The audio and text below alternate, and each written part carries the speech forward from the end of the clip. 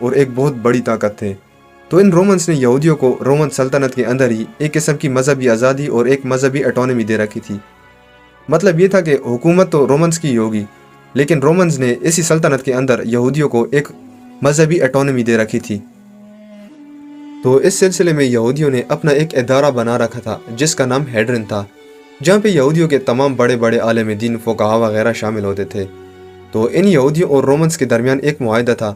کہ مذہبی اعتبار سے اگر کوئی بھی فیصلہ کر دے تو اسے ضرور مانا جائے گا بغیر اس کی تفتیش کیے۔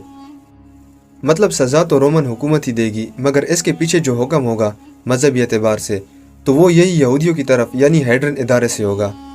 تو جب انہوں نے حضرت عیسیٰ علیہ السلام کو مرتد قرار دے کر ان کے خلاف قتل کا فتویٰ جاری کیا کہ یہ حضرت عیسیٰ علیہ السلام مرتد ہیں اور انہیں قتل کیا جائے،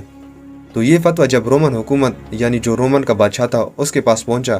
تو اس کا یہ کہنا تھا کہ ہمارے پاس تو کوئی حضرت عیسیٰ